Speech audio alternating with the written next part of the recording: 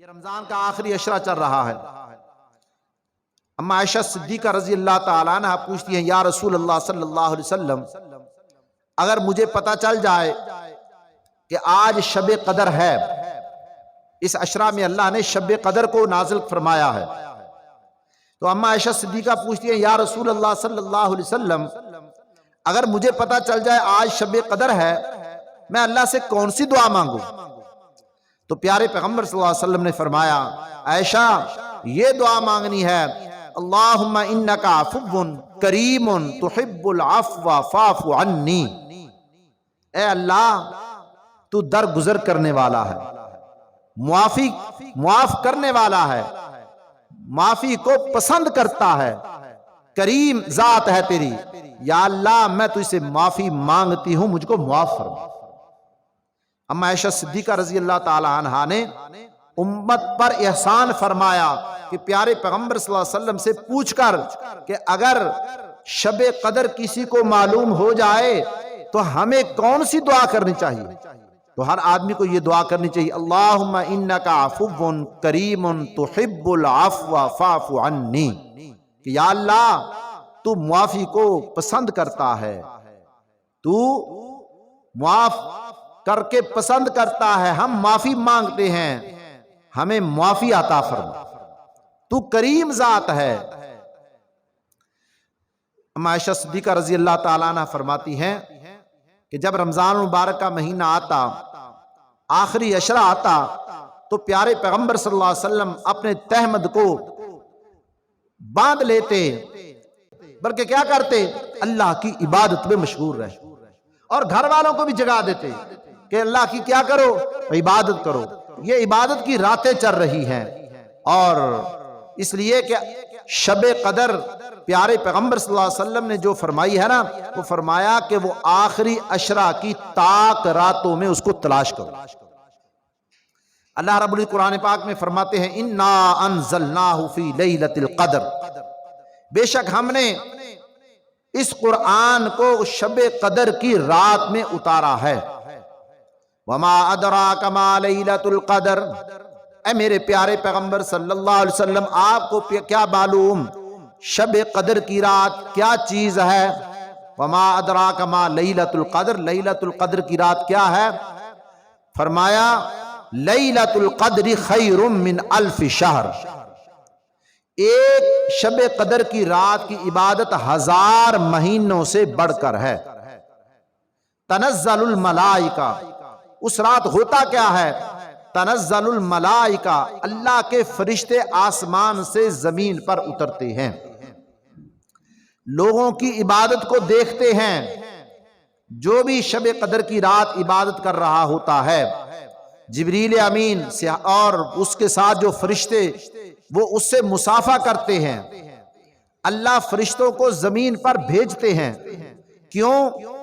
کہ فرشتوں نے تان کیا تھا جس وقت اللہ رب العزت نے فرمایا نا وَإِذْ قَالَ رَبُّكَ لِلْمَلَائِكَةِ إِنِّي جَاعِلٌ فِي الْأَرْضِ خَلِيفَةً قَالُوا أَتَجْعَلُ فِيهَا مَن يُفْسِدُ فِيهَا وَيَسْفِكُ الدِّمَاءَ وَنَحْنُ نُسَبِّحُ بِحَمْدِكَ وَنُقَدِّسُ لَكَ قَالَ إِنِّي أَعْلَمُ مَا لَا تَعْلَمُونَ۔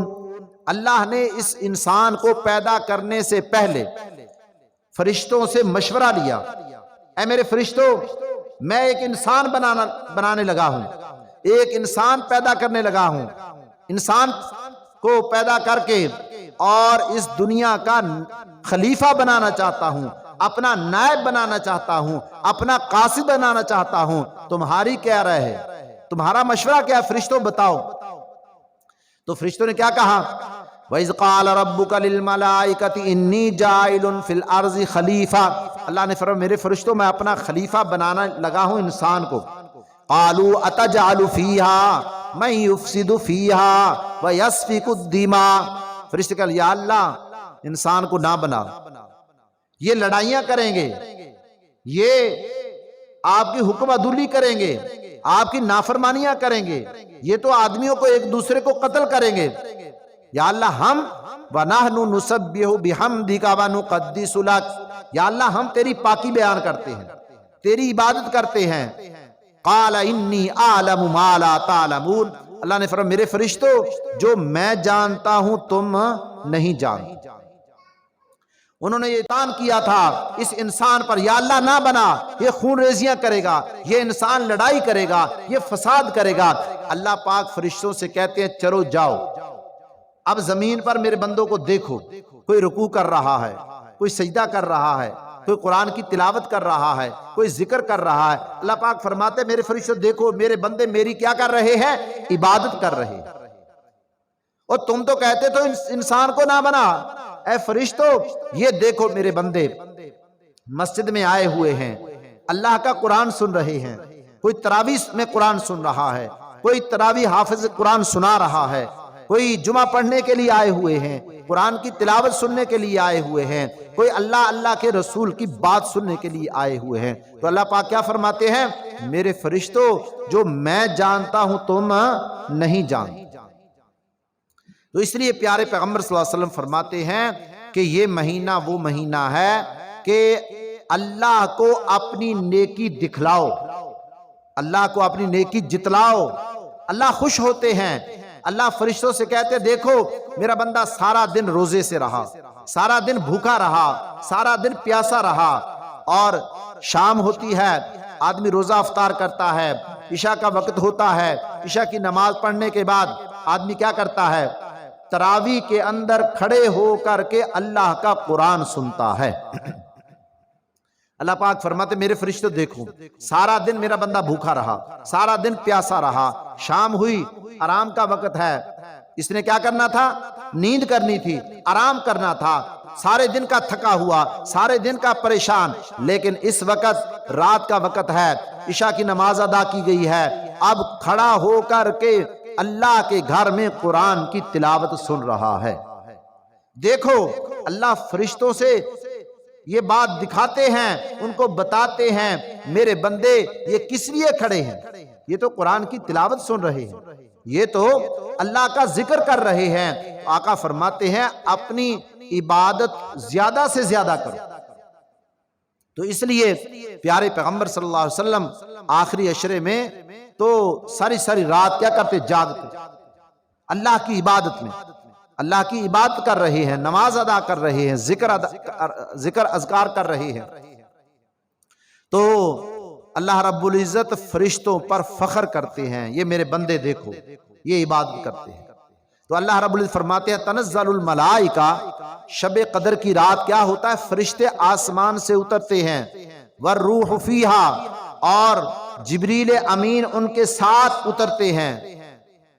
تنزل الملائکۃ والروح فیہا باذن ربہم، اللہ کے حکم سے آتے ہیں، باذن ربہم من کل امر سلام ہی حتی مطلع الفجر، اور سلامتی ہی سلامتی ہوتی ہے، اللہ کی طرف سے سلام آتا ہے، اور صبح تک، شام سے لے کر صبح تک اللہ کی طرف سے کیا ہوتا ہے؟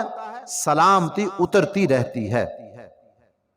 تو 21ویں رات چلی گئی، 23ویں رات چلی گئی، 25، 27، 29، 3 راتیں یہ آخری عشرے کی طاق راتیں 3 باقی ہیں۔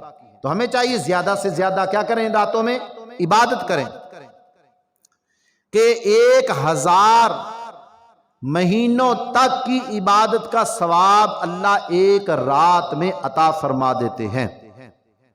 جس وقت پیارے پیغمبر صلی اللہ علیہ وسلم کے پاس تذکرہ ہوا کہ پہلے لوگوں کی عمریں بڑی لمبی تھیں، انہوں نے عبادت بھی بڑی لمبی کی ہے، تو پیارے پیغمبر صلی اللہ علیہ وسلم کے دل میں یہ بات آئی کہ ان کی عمریں لمبی تھی، انہوں نے عبادتیں بہت لمبی کی ہیں، یا اللہ میری امت کی تو عمر ہی بہت کم ہے، 60-70 سال کے درمیان اوسطاً۔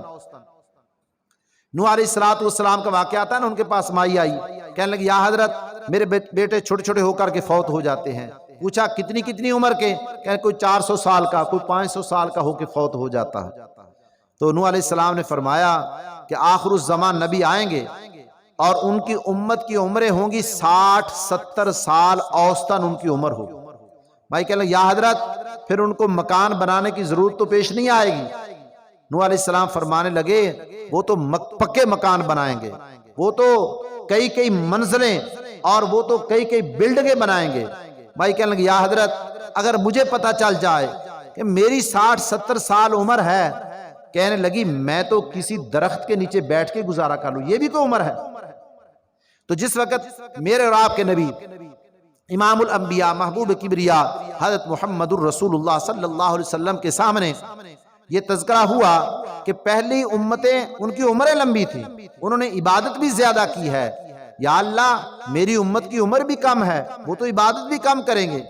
اللہ نے فرمایا میرے محبوب پریشان ہونے کی ضرورت نہیں ہے، ہم نے آپ کی امت کے لیے یہ شب قدر کی رات عطا کر دی ہے، اور یہ ہر سال آتی ہے، ماہ رمضان میں آتی ہے، آخری عشرے میں آتی ہے۔ پیارے پیغمبر صلی اللہ علیہ وسلم نے ہمیں آسانی کے لیے اس کا تعین بھی بتا دیا کہ آخری عشرہ کی تاک راتوں میں اس کو تلاش کرا، آخری عشرہ کی تاک راتوں میں 5 راتوں میں ان کو کیا کرنا ہے، اس رات کی عبادت کو، اس رات کو تلاش کرنا ہے، اس رات کی عبادت کرنی ہے۔ اور اعتکاف کرنے والے کتنے خوش نصیب ہیں، اعتکاف جو اللہ کے گھر کا مہمان بیٹھ گیا، اللہ کا مہمان۔ اور پیارے پیغمبر صلی اللہ علیہ وسلم کیا فرماتے کہ معتکف گناہوں سے بچا رہتا ہے، اور جتنے بھی لوگ باہر نیکیاں کرتے ہیں، کوئی جو ہے صدقہ کر رہا ہے، کوئی مال تقسیم کر رہا ہے، کوئی جو ہے کسی کا جنازہ پڑھ رہا ہے، جتنی بھی باہر لوگ نیکیاں کرتے ہیں، سب نیکیوں کا اجر اعتکاف کرنے والے کو اللہ عطا فرماتے ہیں۔ وہ اللہ کے گھر کا مہمان ہے، اللہ کے گھر کا مہمان ہے، اور اللہ اس کو شب قدر کی رات کی عبادت کا ثواب عطا فرما دیتے ہیں۔ کتنی خوش نصیبی ہے اعتکاف کرنے والوں کے لیے کہ اللہ ان کو کیا کر دیتے ہیں، شب قدر کی رات کا ان کو اللہ اجر عطا فرما دیتے ہیں۔